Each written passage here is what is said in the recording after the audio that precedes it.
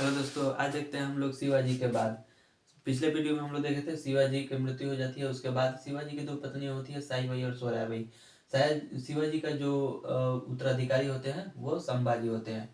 संभाजी इनके बड़े पुत्र होते हैं, शिवाजी के बड़ा पुत्र संभाजी और यह राजाराम छोटे पुत्र होते हैं।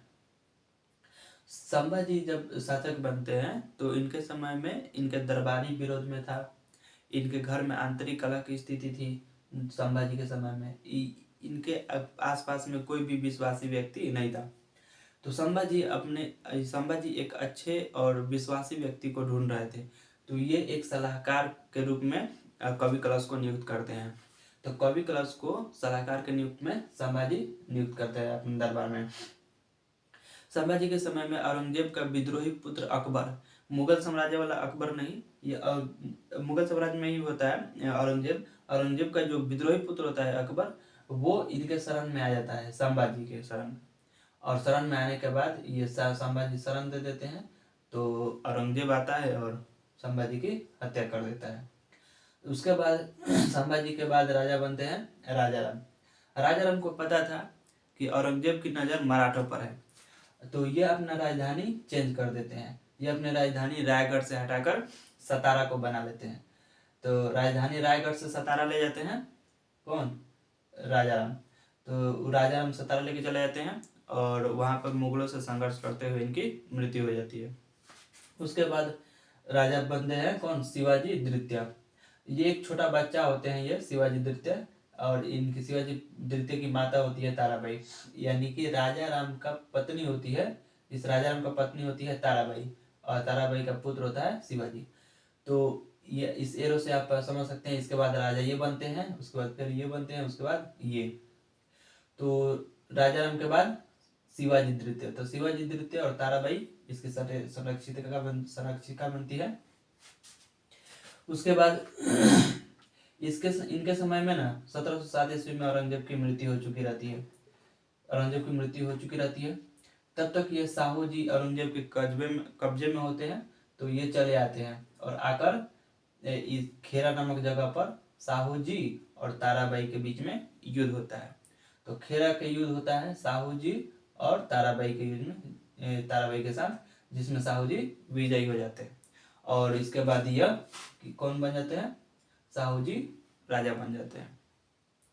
साहू जी के बाद यह पूरा पेशवा के हाथ में चला जाता है। पेशवा का मतलब होता है यहाँ पर प्रधानमंत्री। तो साहू जी के बाद ये किसके हाथों में चला जाता है? पेशवा के हाथ में चला जाता है यह पद। ठीक है, इसके बाद देख लेते हैं पेशवा, यह पूरा पेशवा का क्रम है।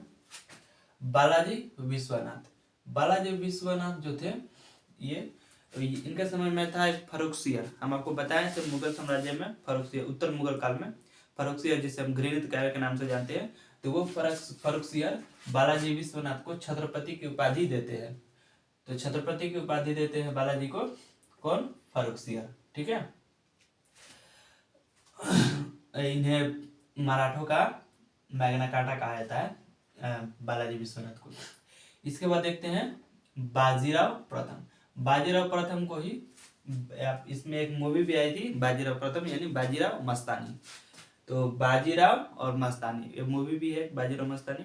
यह बहुत ही योग्य होते हैं बाजीराव प्रथम। इनके बारे में देखते हैं। ये बाजीराव जो प्रथम थे, ये देख रहे थे कि मुगल साम्राज्य अब कमजोर हो रही है।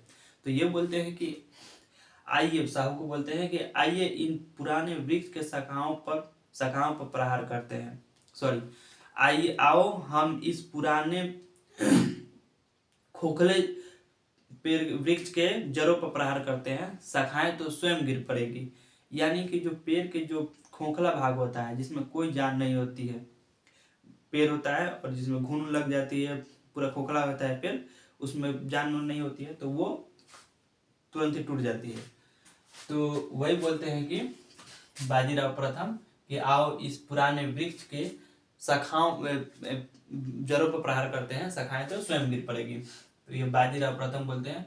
और ये दिल्ली पर आक्रमण करते हैं मोहम्मद शाह के समय में। उस समय मोहम्मद शाह उत्तर मुगल काल में होते हैं मोहम्मद शाह, जिसे रंगीला बादशाह के नाम से जानते हैं। इन्हीं रंगीला बादशाह मोहम्मद शाह के समय में, तो मोहम्मद शाह के समय में ही आया था नादिर शाह, जो पूरा धन उन लेके गया था।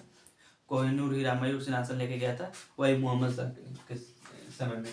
तो बाजीराव ये दिल्ली पर आक्रमण करते हैं और मोहम्मद शाह को वहां से दिल्ली छोड़ने पर मजबूर कर देते हैं। कौन? बाजीराव प्रथम। ठीक है। और पालखेरा के युद्ध होता है बाजीराव प्रथम और निजाम के बीच में, जिसमें बाजीराव प्रथम विजयी हो जाते हैं। ठीक। ये लड़ाकू पेशवा कहा जाता है, बाजीराव प्रथम को लड़ाकू पेशवा भी कहा जाता है। यह सबसे ज्यादा गोरिल्ला पद्धति को यूज करते थे। गोरिल्ला पद्धति हम आपको पिछले वीडियो में बताए थे।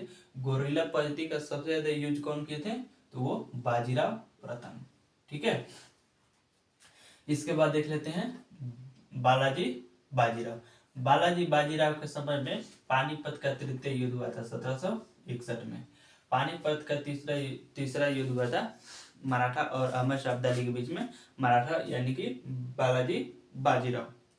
तो इस युद्ध में मराठों की हार हो जाती है और यह खबर जब बालाजी बाजीराव को पता चलती है तो यह खबर सुनकर यह सहन नहीं कर पाते हैं, जिनकी वजह से इनकी मृत्यु हो जाती है। तो बालाजी बाजीराव को मृत्यु हो जाती है। ठीक है। उसके बाद आगे बनते हैं कौन? माधव नारायण राव। ये माधव नारायण राव जो थे, ये सोचते हैं कि हम जो मराठों की खोई हुई जो प्रतिष्ठा है उसको वापस लाने की कोशिश करते हैं। और ये दिल्ली में ये जो थे शाह आलम, मुगल जो बादशाह थे शाह आलम द्वितीय, जो अंग्रेजों के पेंशन भोगी थे।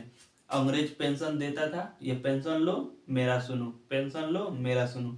तो ये माधव नारायण राव उनको शाह आलम द्वितीय को उठाते हैं और बोलते हैं कि मेरा पेंशन लो और मेरा सुनो, मेरा पेंशन लो और मेरा सुनो। तो ये माधव नारायण राव शाह आलम द्वितीय को अपना पेंशन भोगी बनाते हैं, माधव नारायण राव।